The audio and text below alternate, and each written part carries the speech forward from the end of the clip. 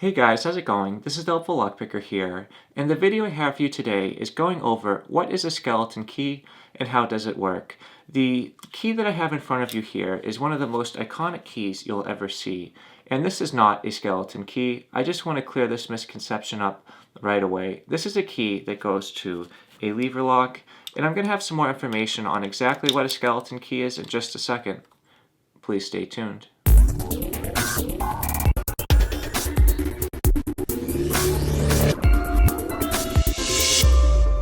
So what is a skeleton key? How does it work and what does it look like? So the key I have in front of you right now is a key that goes to a simple warded lock that has been modified into a skeleton key. This key is a very powerful tool because it's going to be able to open up every single warded lock that it fits into, and it has only been very slightly modified. What I have done is filed off all of the false protrusions and just left the tip on the key that interfaces with the lock.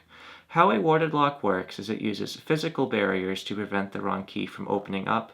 When you shave off all of those barriers, just one key is going to be able to fit into all of those locks. It is such a powerful tool because you're going to be able to get into every single warded lock with just one key. I'm going to show you a few more examples of this and how it works in just a second so we can get a very good understanding of how a skeleton key works and how powerful and fun they can be. So I'm going to show you another example right now. The lock I have in front of you right now is an example of a very basic warded lock. And a warded lock is a very old technology. It works through having physical barriers inside of the keyway that prevents the wrong key from opening up the lock.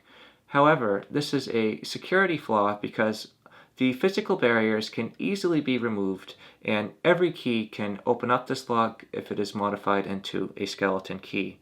So when you take a look inside of the keyway, it is going to have wards that are sticking out.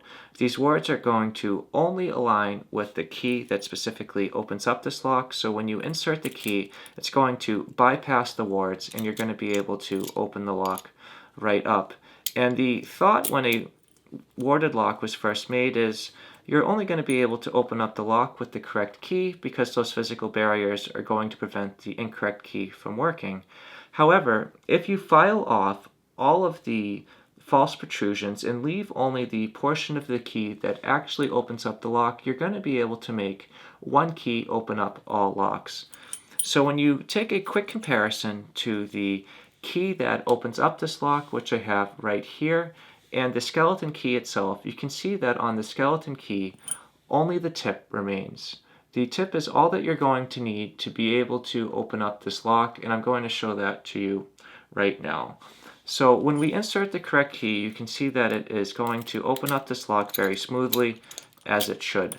But when you have a skeleton key that has all of the false protrusions filed off, and it has the one or two true protrusions that will be lining up very well with the lock, it's going to open up the lock just as easily as the key. So inside this lock, it is going to have 1 to 2 wires that I'm going to need to lift up, and that is going to release the lock.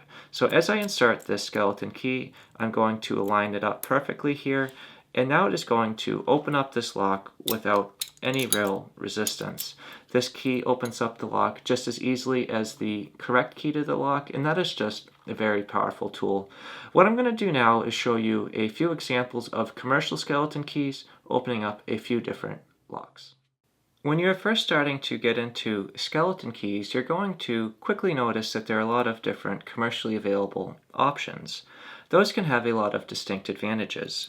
When you're taking a look at this lock, you're going to notice that every skeleton key comes from a key that actually went to the lock, but many of these locks have different profiles and not every key is going to fit. So as you can see, as I try to insert this key, it's not going to fit into the keyway, and that's not going to be useful with me trying to get this lock open, and I'm going to need to take out the key that fits the keyway, and it's going to work very, very well.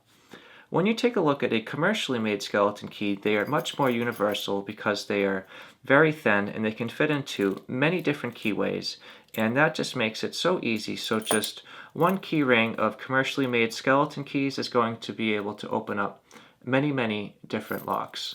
So a commercially made skeleton key is often referred to as a warded lockpick, And if you're able to get one that fits exactly in the lock and all the protrusions are going to line up with the wires, you're going to be able to insert it and open the lock up just as fast if you were using the key. So what happens if you do not have a skeleton key or warded lockpick that aligns perfectly with the wires? What's going to happen is when you attempt to open up the lock, it's not going to open it up like you saw previously where it works just as easily as the key. And instead, you're going to need to set one wire at a time, and you're going to need to play with it a little bit to get it opened up.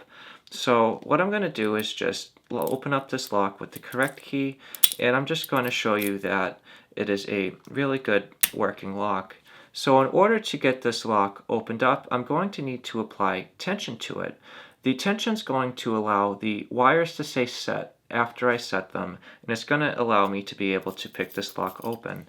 I typically like to use a warded lockpick because they're more universal. It can fit more keyways. So I'm just going to apply some tension. I'm going to insert the warded lockpick and I'm just going to twist it back and forth and go up and down until both of those wires are set. This takes a little bit of time, a little bit of practice, and just some patience, but you should be able to get it without too much time at all. So I'm just going to just start twisting away in the keyway while maintaining tension on the shackle, and hopefully we'll be able to get this lock opened up in not too much time. This can be a little time consuming at times if the lock doesn't cooperate, but as you can see, with a few twists of the key going up and down the lock, we were able to get it opened right up. Thank you guys so much for checking out this video today. This has been a really cool overview on what a skeleton key looks like, how it works, and why it works. So skeleton keys are pretty cool things to use. Warded locks are just such an old technology, and it is really cool how you can turn one key into a key that opens up all locks. I just want to say thank you guys so much for checking out this video. If you have any questions or suggestions, please leave them in the comments below. If you enjoyed this video and you'd like to see more like it, please subscribe. As always, thank you so much for checking out this video, and I hope you all have a great day, and just thank you so much for checking this out.